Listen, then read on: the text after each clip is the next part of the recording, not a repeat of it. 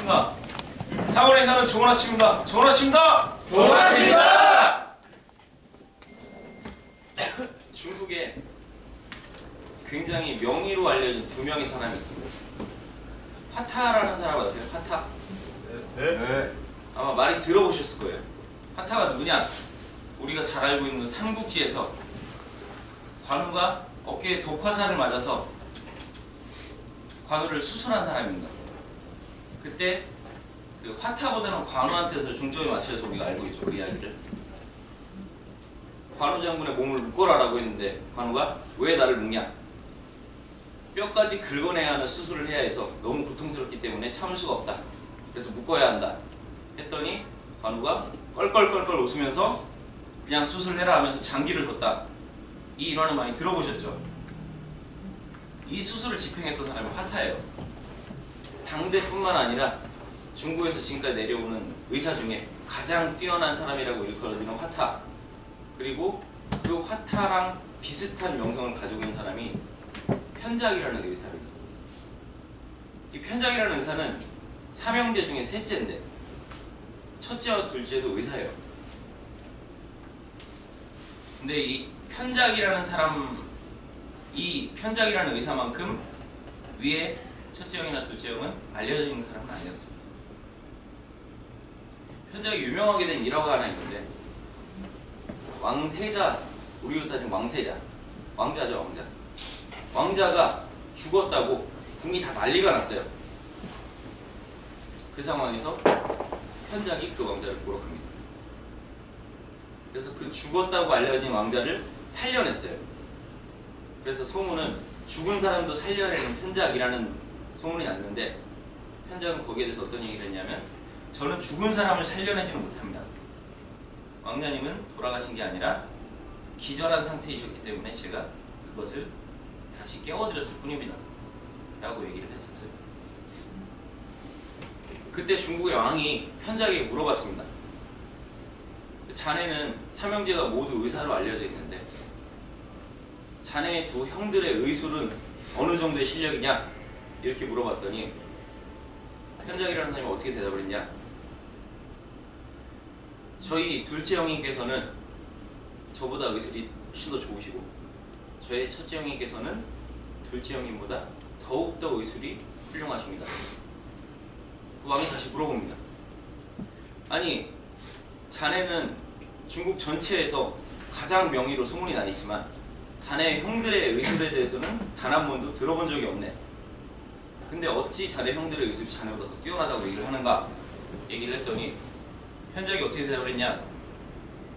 저는 의술이 부족하여 이 사람이 정말 아프고 병이 나서 죽을 지경에 이르렀을 때 그 사람을 살을 째고 약을 처방하여 이 사람을 다시 살리는 역할을 하지만 저희 둘째 형님께서는 이 사람이 큰 병이 나기 전에 작은 병일 때 이 사람을 미리 치료하여 큰 병이 생기지 않게 해주십니다.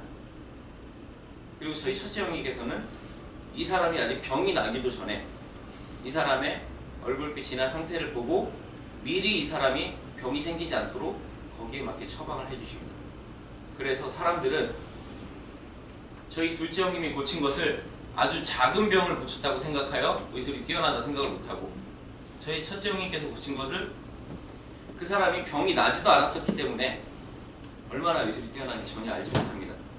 그래서 삼형제 중에 제가 가장 의술이 부족하고 저희 큰형님이 가장 의술이 뛰어나지만 저희 형제들끼리만 알고 있을 뿐입니다. 라고 얘기를 해요. 여기서 얻을 수 있는 교훈은 어제 황 팀장님이 다 얘기를 했습니다. 제가 굳이 이야기를 다시 하는 이유는 사실 제가 이 편작이라는 사람에 대해서 며칠 전부터 얘기를 하려고 했었어요. 아침표에서 얘기를 해주고 어제 황 팀장님이 전달했던 그 내용들을 가지고 뭔가 말씀을 드리려고 했었어요. 근데 어제 저녁에 황 팀장님이 그 얘기를 하시더라고요. 그래서 참 신기하다. 내가 얘기하려고 했는데 왜 먼저 얘기를 하지? 어제 아침에는 우리 김태경 부장님이 또 5분 스피치를 열심히 준비했는데 그 전에 제가 아침 조회하면서 실장님이 하시려는 말씀을 제가 다 얘기를 했다. 저는 그 주제가 아니라 이 사람에 대한 얘기를 하려고 했는데 그 사람 얘기를 하니까 더 신기하더라고요. 아무튼 제가 오늘 아침에 다시 이 말씀을 드린 건 뭐냐면, 같은 이야기를 해도요, 이 듣는 사람들한테 어떤 메시지를 줄 수 있느냐는 같지가 않아요. 이 누군가의 얘기를 들을 때 내가 저 얘기에 감동을 받거나, 아니면 저 얘기가 진짜겠구나, 또는 에이 저 얘기는 거짓말이야, 그냥 지어낸 말이야 하거나, 이런 것들을 뭐가 만들어줄까요? 뭐가 결정을 할까요? 뭔가 깊이 생각하고 있는 최영준 대표님, 뭐가 만들어줄까요?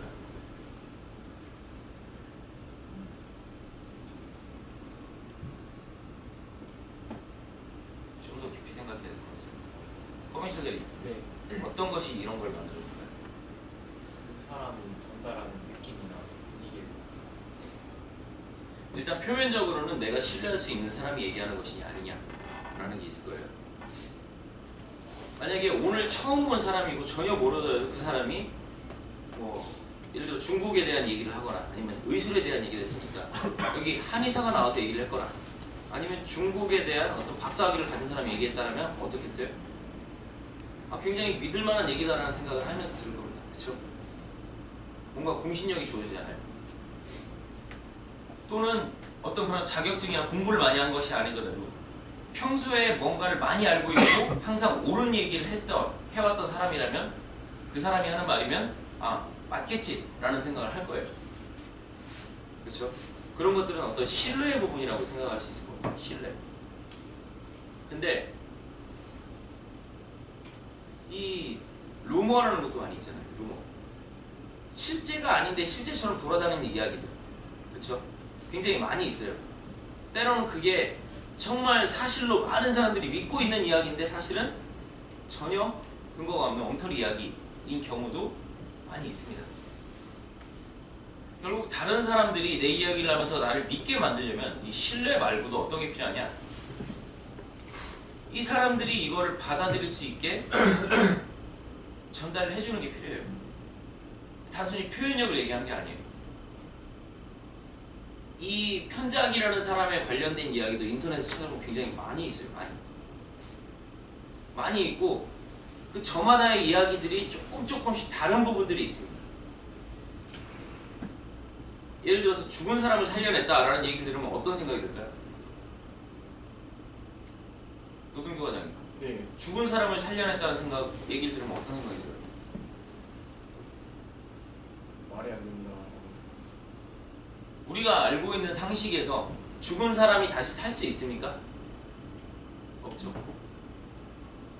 근데 죽은 사람이 살아났다는 이야기가 들어갔다. 그러니까 내가 알고 있는 상식과 위배되는 내용이 그 이야기에 하나에 들어가 있다 라면 사람들은 그 이야기 자체를 그냥 전설이나 신화 같은 걸로 치부해버리기 쉬워요. 그 이야기에서는 실제로 그게 전설이나 신화라서 그렇게 기록되어 있었다 하더라도 내가 이 이야기를 통해서 다른 어떤 메시지를 전달하려고 하는데 이것 때문에 전체 틀이 깨져버릴 수가 있는 거예요. 무슨 얘기인지 아시겠어요? 우리가 아파트를 팔 때 이 아파트가 왜 미래가치가 좋고 앞으로 왜 잘 될 것인지를 얘기를 해주는데, 스토리텔링에서 만들어줬는데, 그 스토리 중에 뭔가가 이 이야기를 듣는 사람의 상식에 위배되는 내용이 있으면 그것만 이상한 게 아니라 전체 이야기에 대한 신뢰성이 떨어진다는 얘기예요.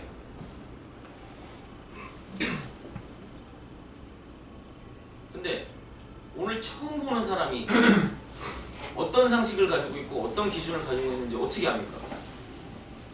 어떻게 알아요? 김영 과장님. 알 수 있습니까? 원래는 알 수 없어야 됩니다. 근데 그걸 조금이라도 아는 쪽에 가깝게 하려면 그 사람의 정보를 알아야 되는 거예요. 나만 이야기를 하는 게 아니라 그 사람이 이야기를 할 수 있게 만들어야 되는 거예요. 내가 어디 삽니다, 몇 평 삽니다는 그 정보만 정보가 아니라 이 사람의 성향, 이 사람의 스타일, 이런 것들에 대한 정보를 캐치를 해야 된다고요. 그걸 하기 위해서 뭐가 필요해요? 그걸 하기 위해서 질문이 필요한 게 아니라 대화가 필요한 거예요. 대화. 근데 지금 여러분들이 롤플레이 때 하는 걸 보면 대화를 안 해요. 질문만 합니다. 질문만.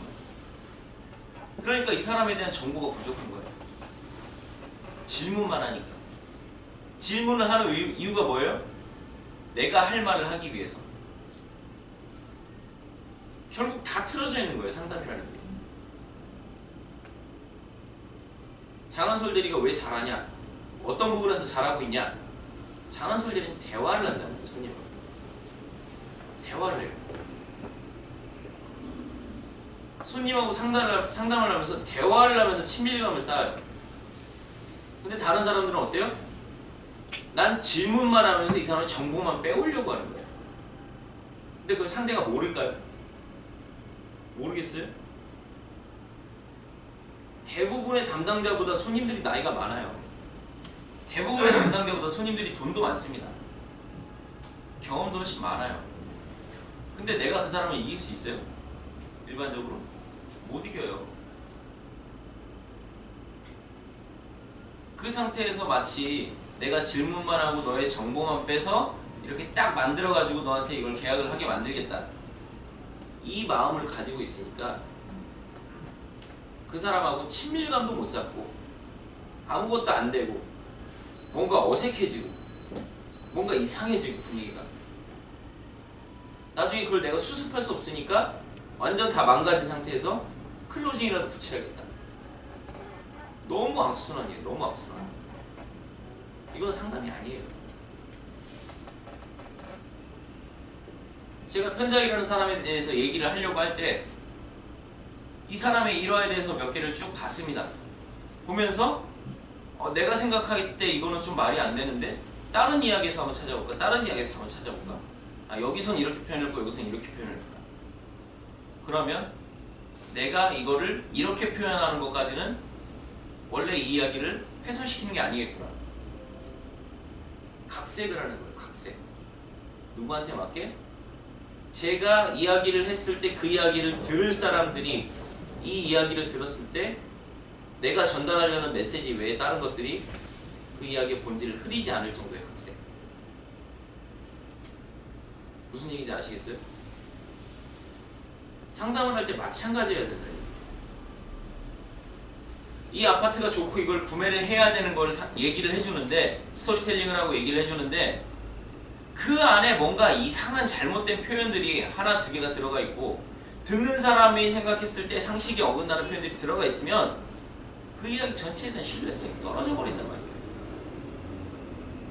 내 고객은 앞으로 아파트 값이 떨어질 거라고 얘기를 하는데 내가 이야기를 하는 내용은 아파트 가격이 계속 올라간다는 것에 대한 초점을 맞추고 얘기를 해요. 이거에 대한 근거를 먼저 서로 충분한 대화를 통해서 나눠보지 않고 이 사람이 떨어질 거라 생각하는지 오를 거라 생각하는지도 얘기도 들어보지도 않고 내가 지레짐작을 해서 내 마음대로 판을 짜요. 되겠습니까? 되는 게 이상한 거예요. 되는 게. 상담이라는 게 그래서 그냥 멘트를 외우고 들어가서는 절대로 좋은 결과를 얻기가 힘든 거예요. 100가지 유형이 있는데 그 100가지 중에 1번부터 100 중에 어떤 유형일지 내가 어떻게 알아요? 대화를 하고 이 사람이 얘기를 듣지 않으면 어떻게 합니까? 대화를 하고 이야기를 들어도 그걸 가지고 판단하는 게 쉽지가 않을 텐데 얘기도 듣기 전에 그냥 이거겠지 하고 내가 먼저 질러버려요. 맞겠어요? 100분의 1의 확률을 걸어요? 100번 상담했을 때 그 중에 한 명 맞는 거예요. 계약이 그만큼 안 나올 수밖에 없잖아요. 이 사람의 이야기를 충분히 듣고 정보를 파악하면서 이 사람의 스타일을 내가 어느 정도 파악을 하고 나서 거기에 맞는 방법으로, 거기에 맞는 걸로 또는 잘 모르겠으면 표현을 바꿔서 물어보면 되는 거예요. 이 사람한테 직접. 내가 지레짐작하는 이유가 있어요? 없잖아요. 그걸 질문으로만 하려고 하니까 뭔가 뭐 개인적인 거를 막 물어보는 것 같고 꼬치꼬치 캐묻는 것 같고 그러니까 거부 반응을 당연히 손님들도 보이는 거고 근데 장한솔 대리 상담할 때 한번 봐봐요.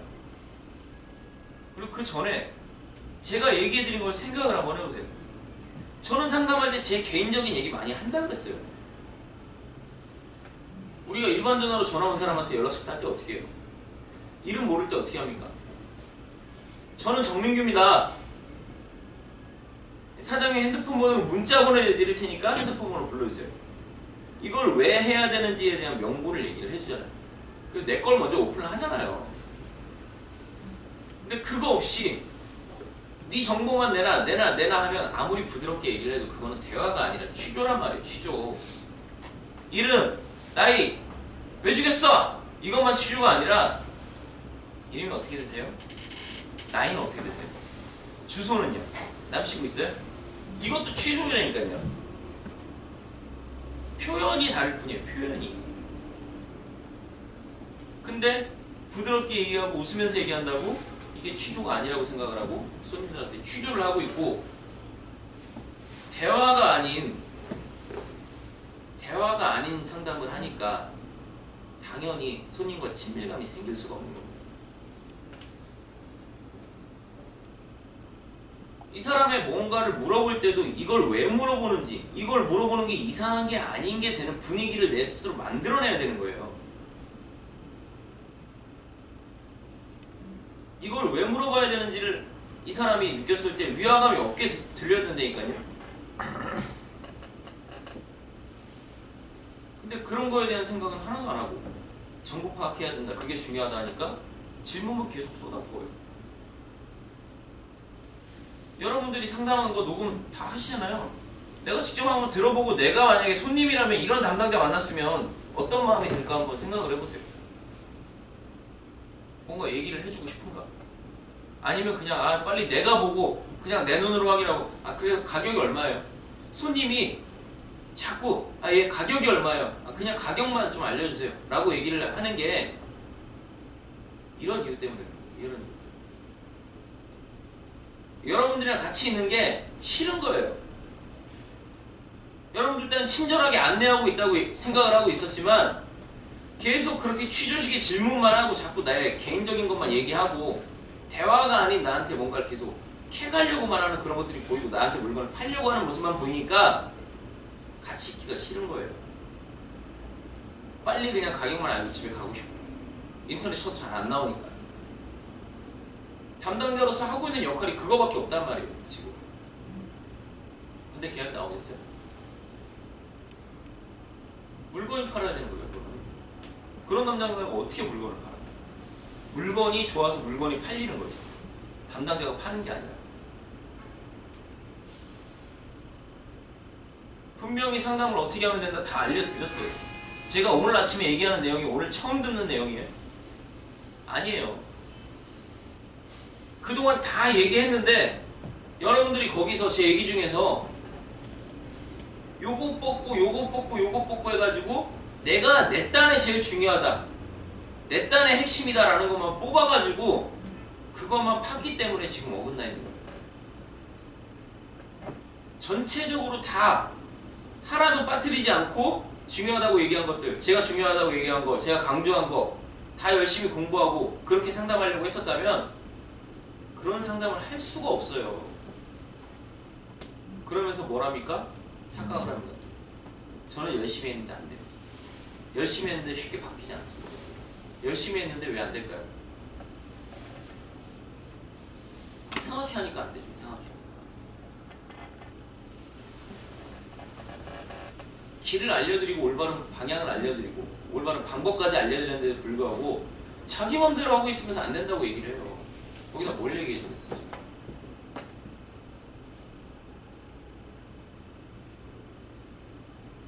잘 생각을 해보세요. 제가 아침마다 얘기한 내용들이 짧지가 않습니다. 하루에 짧아야 10분에서 길게는 30-40분 동안 떠들어요. 근데 분명히 내가 알고 있다고 생각했던 내용인데 제가 거기에 대해서 좀 더 풀어서 설명을 해드리고 얘기를 해드리면 그렇구나, 저게 이런 의미였구나, 내가 이걸 놓쳤구나 라는 경험 있으신 분 손 들어보세요. 내리세요. 한 분도 빠짐이 없네요. 자, 그러면 다시 여쭤볼게요. 제가 알려드리는 상담법, 교육, 가치관 이런 것들 중에서 본인들이 다 이해를 하고 있다고 생각하세요? 나는 다 이해하고 있다. 손 들어 보십시오. 한 명도 없습니다. 자, 그러면 나는 그걸 이해하지 못하고 있는데 그걸 내 방식대로 해석을 해서 내가 결과물을 만드는 것. 이게 무슨 얘기예요? 분명히 내가 알고 있다라고 생각했던 것도 제가 풀어서 얘기해드리면 아, 거기 숨은 이런 뜻이 있었구나, 숨은 이런 뜻이 있었구나, 이게 이래서 그런 거구나 라는 생각이 드는데, 제가 지금까지 알려드렸던 교육들이 본인들이 전부 다 그걸 이해하고 알고 있다고 생각하시는 겁니까? 내가 거기에서 어떤 거는 아, 이 방법은 나도 해야지, 아, 이 방법은 나한테는 아니야 라고 고를 수 있는 선택권이 여러분들한테 있다고 생각을 하세요? 선택권은 여러분들한테 있겠죠. 근데 그 중에 어떤 선택을 하느냐에 따라서 돈을 벌고 못 벌고가 정해져 있단 말이에요. 나 좋은 대로 내 편한 것만 거기서 뽑는 사람들 돈이 안 돼요. 돈이 안 돼요. 계약이 안 나온다고요. 무조건 내 생각 다 버리고 여기서 얘기한 거 하나도 빠뜨리지 않고 해야지만 그게 전체적으로 어우러지는 거지, 그 중에 내 마음에 드는 거 한두 개씩만 뺀다고 그게 되는 게 아니란 말이에요.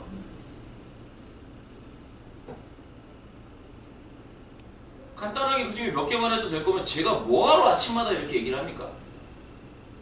뭐하러 매 주마다 교육을 해요? 그 간단한 거 몇 개만 얘기해주면 끝나는 건데. 가치를 알아야 된다라는 얘기가 왜 나오냐? 이래서 나오는 거예요. 이래서. 알지도 못하면서 그거를 내 기준으로 내 잣대로 평가를 해버리고 거기서 내가 필요한 거, 나한테 맞는 거 같은 것만 골라서 하려는 것들 때문에. 그렇게 내 마음에 들고 나한테 쉬운 것들 위주로 쉽게 가려고 마음을 가지고 있으니 되겠습니까? 최영준 대리님, 내가 운동으로 국가대표까지 했어요. 그렇죠? 근데 나는 예를 들어서 뭐 2두 운동은 내가 굉장히 잘하고 남들보다 잘하고 소질이 있는 것 같은데 3두는 죽어도 안 돼요. 2두만 죽어라 합니다. 3두는 안 해요. 몸이 어떻게 됩니까? 밸런스가 맞아요? 2두 우리나라에서 제일 좋아요. 근데 3두는 일반인 수준입니다. 대회 입상합니까? 못합니다.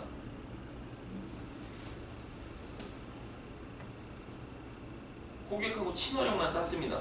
친화력 하나만으로 계약 나옵니까? 팀장이 없으면 계약 못 씁니다. 이거. 내가 세금에 대해 열심히 공부합니다. 세금만 정확하게 알고 있어요. 계약 씁니까? 못 씁니다. 내가 상담에 대해서 전체적으로 아우러져서 어떤 상담을 해야 되는지는 그동안 많이 말씀을 드렸어요. 근데 그 중에 내가 어떤 거 일부만 뽑아가지고 그것만 판다? 계약 안 나와요. 계약을 매우 잘 쓰고 남들이 쫓아갈 수 없을 만큼 독보적으로 나가는 사람들 절대로 그 중에 하나만 파서 될 수 있는 게 아니라니까요. 이거 운? 실력이 없는 사람한테 운 안 가요. 진짜 실력 있으면 그런 사람들도 다 이길 수 있습니다.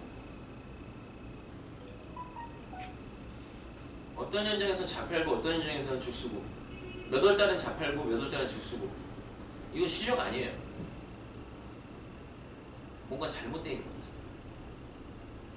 그리고 여러분들이 뭘 잘못하는지는 너무 많이 이야기를 해줬어요. 너무 많이.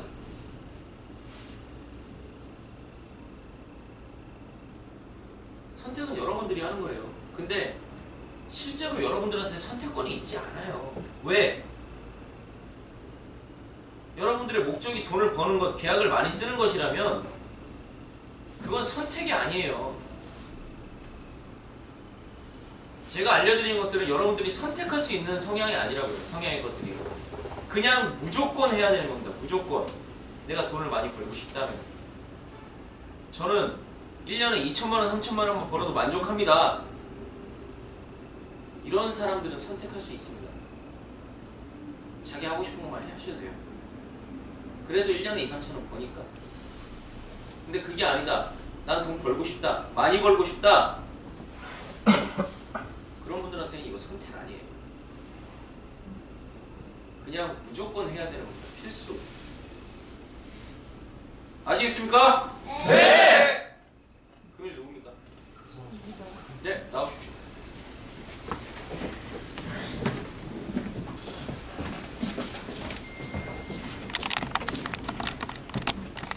안녕하세요. NKDNC의 1팀의 오승은 실장입니다. 저는 오늘 주제를 작심삼일로 했었고요. 제가 서울팀에 들어오고 나서의 마음이 가장 최근에 무거운 것 같습니다. 그런데 시간은 참 많이 보냈는데 제가 수박 겉핥기로 그냥 참관만 한 것 같고, 지금 현재 심정은 어떠냐 하면은 방학이 끝난 무렵에 일기나 숙제를 밀어놓은 그런 느낌이에요. 그래서 제가 살면서 제가 28살쯤부터 부업을 했다고 했죠. 그때부터 지금까지 일을 하면서 늘 시간에 쫓기다 보니까 저런 사람을 한 번도 돌아본 적이 없어요.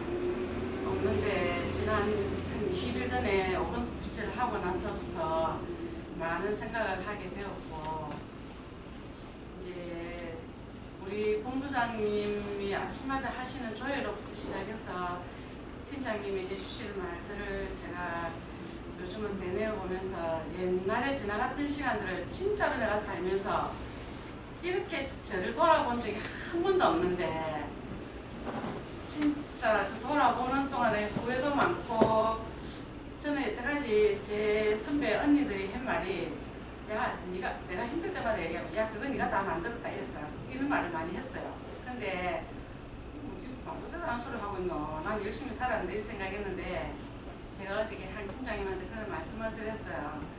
본부장님이 하신 말씀을 듣고 제가 돌아보니까 다 내가 만드는 거라는 생각을 했어요. 하고 제가 지난 한 20일 전에 오픈 스피치를 하고 난 뒤에 학교 다닐 때처럼 마음처럼 제가 제 계획을 세웠어요. 세운 게 어떻게 세웠냐면은 본부장님 스크립트를 저녁에 가서 한 5번 읽고, 아침에 눈 뜨면 한 번 읽고, 그리고 와서 김태경 부장하고 아침에 한 7시 반에서 8시까지 출근을 해서 롤플레이를 한번 한다. 이게 제 목표였는데 사실은 한 이틀 정도는 제가 집에서 했는데 아침 일찍 출근하는 거는 그렇게 제가 목표를 세우고 나서부터 계속 늦잠을 자고, 진짜 회사를 전에 여태까지 우스갯소리로 나는 기계다, 자동으로 일하면 회사를 온다, 날마다 그렇게 부르짖고 다녔는데 회사를 못 올 정도로 제가 늦잠을 자고 계속 심지어 압박을 좀 받는 것 같아요. 그래서 그걸 엄청 고민을 하면서 며칠 전에 박동빈 대리님이 그 스피치 할 때에 자기 말실을 바꿨다 하더라고요. 근데 제가 그 이전에 박동빈 대리에 대해서 많은 생각을 했었거든요. 지금 내 옆에 앉은 노동규 과장님하고 박동빈 대리님하고 두 사람이 다 대구 사람이지 않습니까? 그래서 제가 제일 처음에 롤플레이를 할 때에 딱 사투리 때문에 제가 말을 그때부터 못하겠더라고요. 그래서 한 번도 시연도 못하고 지금까지 이래 왔는데, 어느 날 그 동규 과장님은 억지로 말을 만들어갖고 표준화를 쓰고 있고, 박동빈 대리님은 대구말하면 안 나오는데 표준말을 쓰더라고요. 그래서 제가 최근에도 발표가 끝나는데 물어봤어요. 저는 동빈 대리님이 서울에서 직장을 다닌 줄 알았다. 그랬더니 아니고 그날 오픈 스피치에 연습을 하고 다듬었다고 하더라고요. 그래서 지금은 숙제가 꽉 있어갖고 너무나 깝깝한데 지금부터 제가 아들이라도 다 늦둥입니다. 늦둥인데 제가 다시 교육을 마무리해가지고 창피를 당하더라도 제가 MK DNC의 일원으로서 좀 모자라지 않게 지금부터라도 열심히 노력하겠습니다. 이상입니다. 그리고 오늘 구호는 계약은 내가 쓴다고 하겠습니다. 전체 구호 준비! 야!